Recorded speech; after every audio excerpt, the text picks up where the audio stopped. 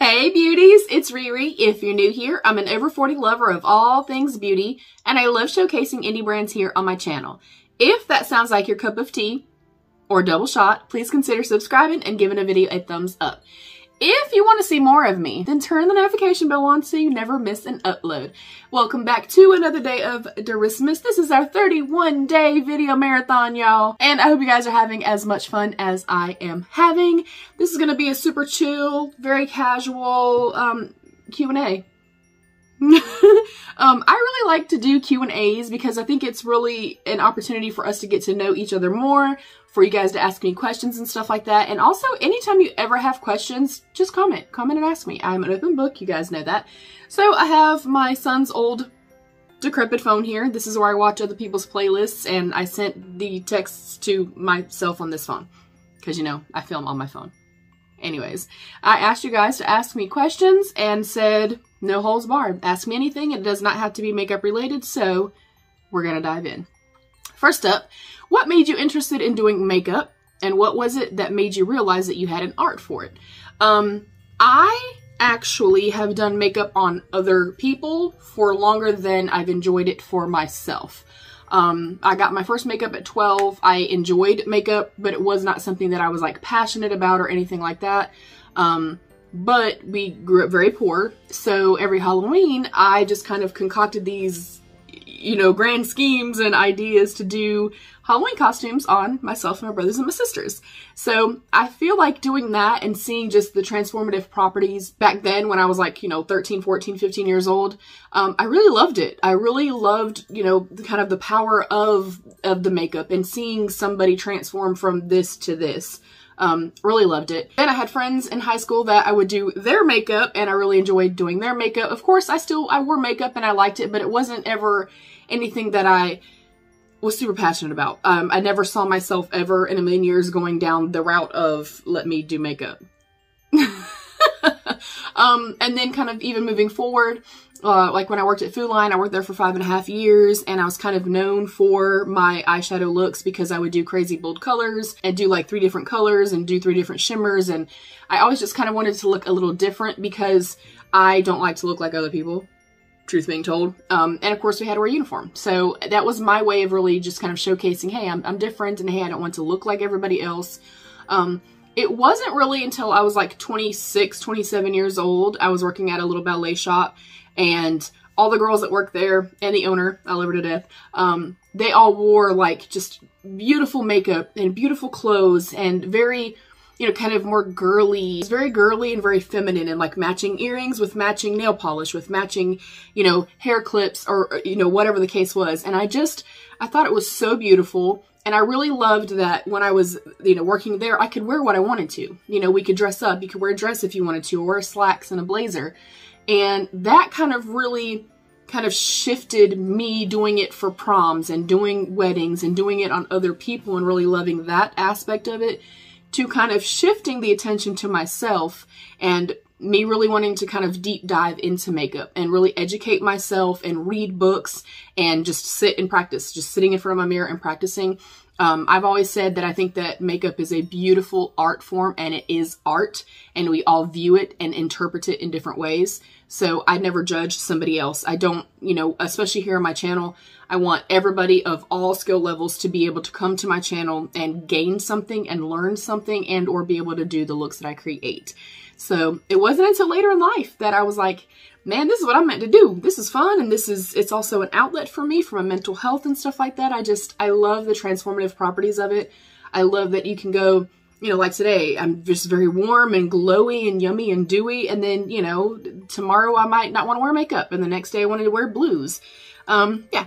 And then when did I realize I had an art for it? Probably around that time. I knew that I guess was pretty good at it. I'm not a boastful person, but I knew I was pretty good at it when it was kind of a consistent thing, and like year after year my friends would ask me, and year after year people would ask me to do prom makeup or pageant makeup or bridal makeups and stuff like that. So yeah, I love it. I love what it represents, and I think that there's no wrong way to do it. I think that it's incredible and it's impactful and it's beautiful. Great question, by the way.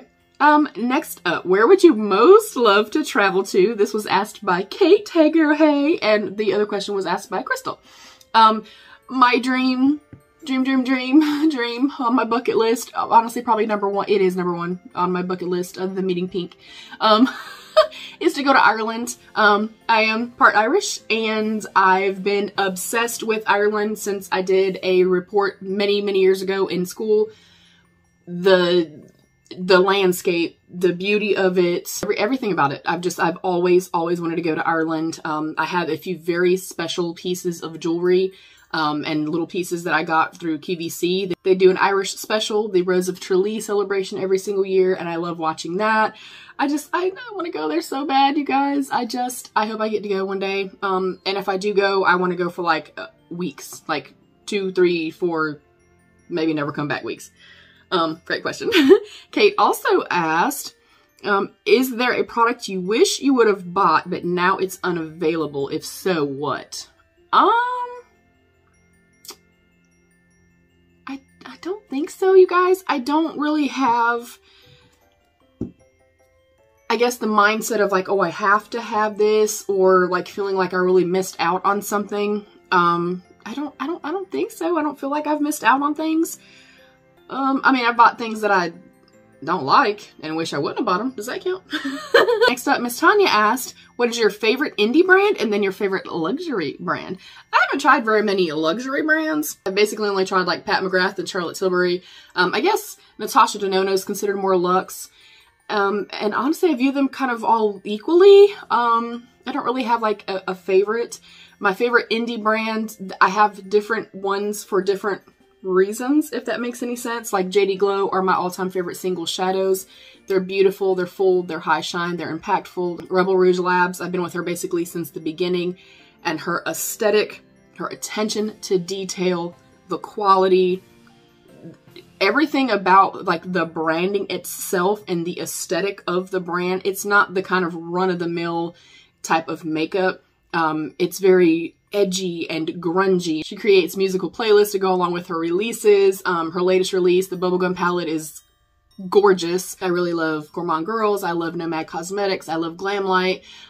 You guys know, I'm a huge fan of indie brands, and I like specific ones for specific things. Like with Glamlight, the formula is fantastic. The packaging is 10 out of 10. They're very creative. I like so many that I can't really pick a top favorite because I have favorites for different reasons. Next up, what is a good way to apply fake lashes? You guys know I don't typically wear them myself.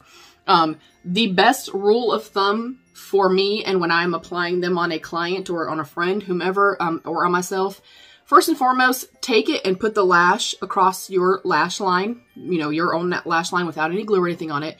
If it's hanging over at all with the inner corner or the outer corner, cut it.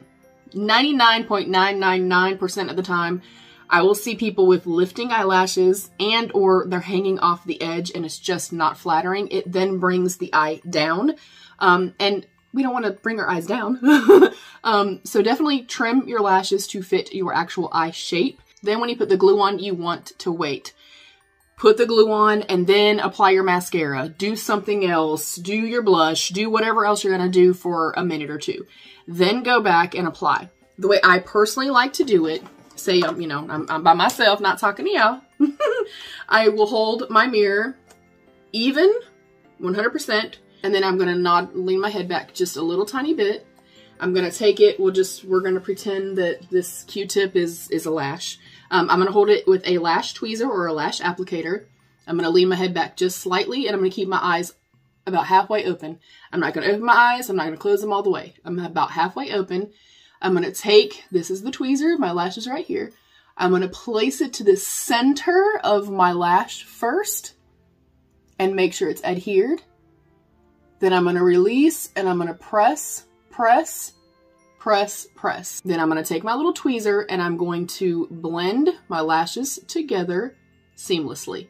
And I would say when you do your mascara prior to doing your lashes, do whatever cheap, whatever kind of mascara that is, maybe it's not your favorite because you're not really going to see it or know what it's doing. Do a very thin layer of the mascara, then go in and at the very end, again, a very thin layer of mascara just to just to blend your natural lashes with the false lashes. Don't put a whole lot of mascara on after they're applied. That way you can clean them and be able to reuse them. So those are my little tips. That question was from Amanda. Thank you, Amanda. She also asked, what is your favorite drugstore brand or your top 10 under $10 type of thing? I won't go through 10. We'll be here 3 years. If I'm speaking in terms of drugstore or drugstore pricing, drugstore, meaning I can go to Walmart and buy it, it's typically going to be Maybelline for foundations, highlighters, brows, and mascara, or it's going to be e.l.f.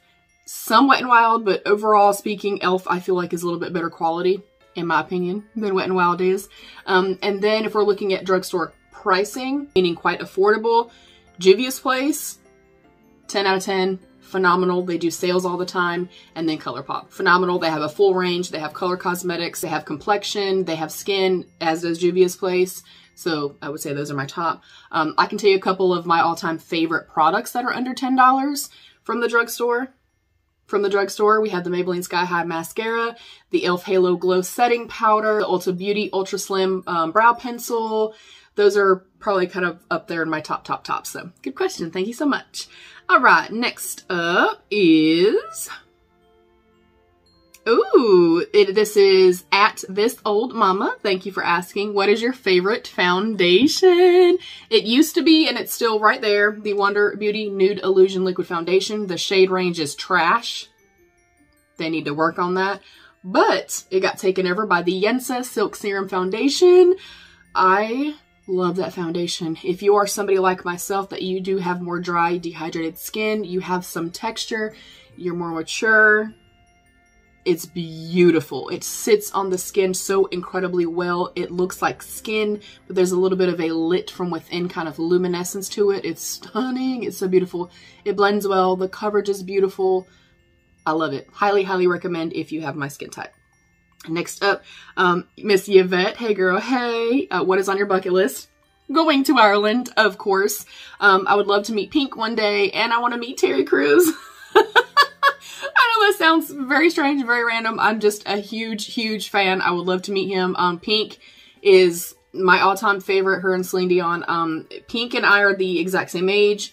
We've gone through the same things in life, kind of parallel to one another, meaning you know, she talks about when her parents got divorced and things like that. She talks about kind of not always feeling confident and feeling good in her own skin, feeling compared to other people. When her and her husband are going through their separation, my husband and I were going through our separation. When they got back together, we got back, like, our lives have been very similar. And she reminds me of me in regard to just, I'm brutally honest. I'm going to speak my mind. And I have this whole, you know, I'm going to love you and accept you. I love and accept everybody. Also lives on the mantra of first and foremost being her own self, but teaching her children to be themselves, but also being accepting and loving towards other people. So I love her. I think she's phenomenal. I think she's a phenomenal artist. I love her. Next up, at Mary Elizabeth 1990. Thank you for asking. She says, who are your favorite YouTubers? I'm not going to mention any small or personal friend YouTubers, just because I never want to offend anybody and I would be here for 3 years. I really love Nicole Concilio. I like Nicole Guerrero. I like Makeup Molly. I like Babs Beauty. There are quite a few that I like. I feel like my all-time favorite is Raw Beauty Christie. She kind of gives me the same type of vibes as like myself or like Pink. She's just very no holds barred. I really love her content. I love that girl Shay. There are quite a few that are like, you know, bigger YouTubers that I really, really love. I love Ohema. I have probably a top 20-ish. And then, of course, my beauty family members that I watch consistently that are like teeny tiny little micro influencers and creators like myself. So very good question. Thank you so much. What is something that not a lot of people know about you? That I'm scared of the dark. I am terrified of the dark, of anything in the dark, but then it's hilarious as hell, you guys. Like, even my husband and son don't get this. I am a gore, scary, thriller, horror, give me all of the scary shit type of person. I want it all. I love it all. I'm obsessed with it all, but I don't like... It's probably just my anxiety, to be honest, but I cannot be in just like pitch blackness. I cannot do it. And if I hear a sound in the middle of the night, I'm jumping up. I don't like the dark. I'm very afraid of the dark, and I hate feet. I hate feet. All right. Next up is at Harley Lady 59. Thank you for the question, my love. Where are you from? I love your southern accent. From Texas, but now living in Florida. And what do you do for a living? This is my living. And then I also have a for sale group, and I sell my items on Mercari as well. I make a little bit via YouTube, and then I do my sales. That's how I make my living. It's not much, but it's what I'm doing, and it's what I love. So we're going to keep on keeping on. And I like to say that I was raised in Hawaii because I was there till I was 9 years old. And I feel like for me, the definition of being raised somewhere means, where was I at when I learned my morals and values? Where was I at when I learned right and wrong? And yes, ma'am, and no, ma'am, and how to treat other people with kindness and things like that. So I say I was raised in Hawaii, and I've been here in North Carolina since I was 9 years old. Hence the country twang. But I don't feel like my accent is that bad until I say "ol," and then y'all give me hell over it.